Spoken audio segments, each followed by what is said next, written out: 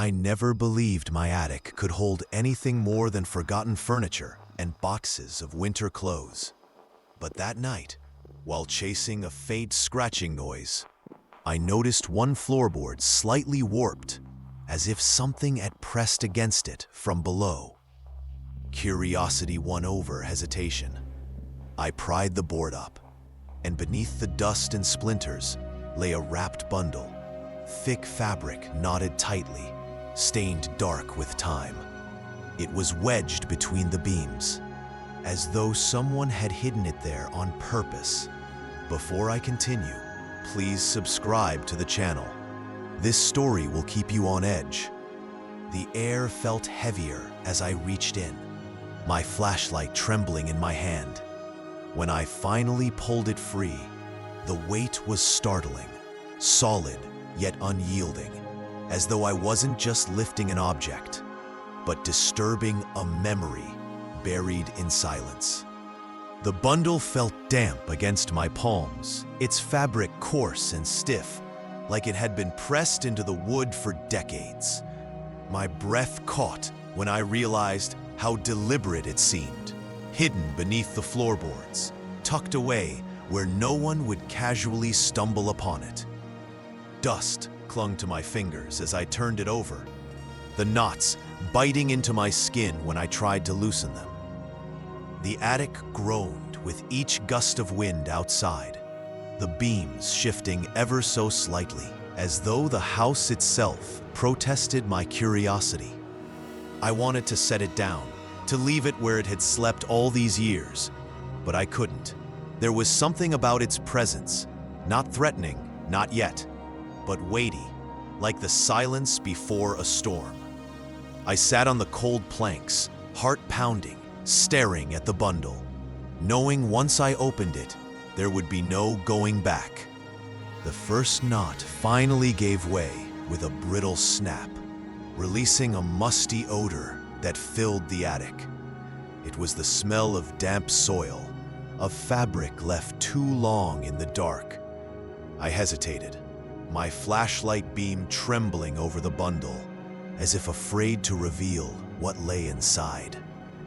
The second knot was tighter, cruelly cinched, and when I forced it loose, something inside shifted, a dull, muted thud that didn't sound like wood or stone. My chest tightened. For a moment, I thought I heard movement elsewhere in the attic, a faint scuff, like footsteps brushing against insulation. I froze, listening, but the silence returned, thick and oppressive. I turned back to the bundle, palms clammy, throat dry. Whatever rested inside wasn't meant to be found, yet here I was, dragging it back into the light.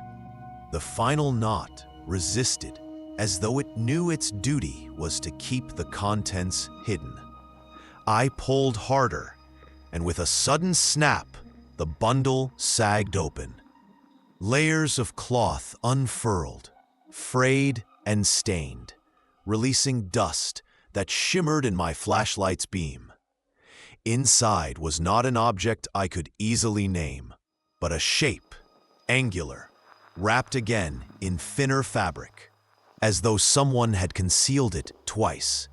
My pulse roared in my ears.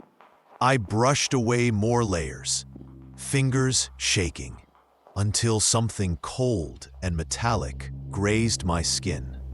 The chill made me recoil, heart racing, breath sharp. I couldn't tell if it was fear or excitement that pushed me forward, but I knew I was crossing into territory no sane person would explore alone. The metallic surface was carved with faint etchings, symbols I didn't recognize, their edges worn smooth with time. I tilted it into the light, and shadows caught in the grooves, making them seem to move across the surface. My throat tightened as I realized the bundle wasn't just hidden. It had been sealed away, bound by hands that clearly wanted it forgotten. The attic seemed to press closer, the air colder, the silence sharper. My flashlight flickered once, then steadied. But in that brief darkness, I swore I felt someone standing behind me. I spun around, the beam slicing through boxes, insulation, rafters, empty, silent. My skin crawled, the weight of unseen eyes clinging to me as I turned back toward the strange etched object. I lifted it carefully, cradling it like something fragile, though its weight dragged at my arms. The cold seeped into my skin, crawling upward, numbing my fingers. I tried to make sense of its shape, rectangular, but not quite, edges jagged, broken. A piece of something larger? I thought of coffins, of relics, of artifacts left buried for good reason. The attic seemed darker now, the small window swallowed by night clouds. Every sound, the creak of rafters, the distant hum of the house, felt magnified, unnatural. My grip slipped slightly, and the object thudded against the floorboards with a sound that echoed deeper than it should have, like it had struck something hollow beneath us. That echo didn't fade the way normal sounds do. It lingered, a low vibration threading through the beams, humming faintly in the floor beneath my legs. I scrambled back, staring at the object, my breath shallow. The etchings seemed to shimmer, as if awakened by the impact. My mind screamed to put it back, to cover it, to forget. But another part, darker, hungrier, urged me to continue. I leaned closer, my flashlight grazing over the symbols. For a moment, they aligned into something almost legible, like a word on the edge of recognition. Then a sharp creak split the silence. My heart lurched. It wasn't the object. It came from the far corner of the attic, where shadows bled into one another. I swung the beam across, catching only shapes of stored boxes and an old chair draped in cobwebs. But the sound had been clear, undeniable. A footstep, heavy and deliberate. My pulse hammered in my ears as I whispered a shaky hello, hating how small my voice sounded in the vast dark. No answer. Only the faint whistle of wind slipping through the eaves. I forced myself to look away, back to the object, convincing myself it was just the house settling. Yet the air was too charged, too alive with something unseen. The bundle's fabric now lay scattered around me, and the object sat bare, exposed, humming faintly like a heartbeat I could almost feel in my chest. I didn't notice at first, but the dust on the floor around me had shifted. Tiny patterns trailed outward from the object, like ripples spreading in still water. I rubbed my eyes, certain it was a trick of the light, but the lines kept forming, delicate, branching, spider-like. My flashlight flickered again, and this time, I swore the attic shadows pulsed with it, expanding and retreating as though breathing.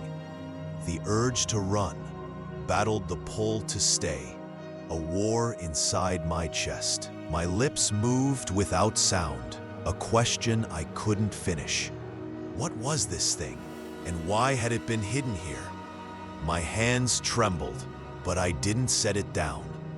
Instead, I leaned in closer, desperate for answers I wasn't sure I wanted. The attic was no longer just wood and insulation. It felt alive, walls pressing inward, ceiling lower, air tighter. My skin prickled as though the entire space watched me, waiting. I wanted to leave. God, I wanted to. but the weight of the object in my hands was magnetic, impossible to release. I remembered my father once telling me never to ignore what houses try to hide. Back then, I thought he meant leaky pipes or bad wiring. Now, I wasn't so sure. The etched surface seemed warmer now, the hum stronger, like a voice muffled behind stone. And as the silence deepened, a thought pressed against my mind, unbidden but undeniable. You weren't the first to find this. I set the object down, its weight echoing in my bones, and stumbled back toward the attic stairs. My flashlight beam quivered across rafters and boxes, but I no longer cared to make sense of the shadows. The air was suffocating, charged with something that felt both ancient and aware. I couldn't shake the sense that opening the bundle hadn't just uncovered an object, but had awakened it. My hand clutched the attic doorframe, breath shallow, heart unsteady. I don't know what I brought back into the light that night, but I know it wasn't meant for me or anyone. Thank you for watching. If you enjoyed this story, please subscribe to the channel and tell me in the comments, what kind of stories would you like to see here next?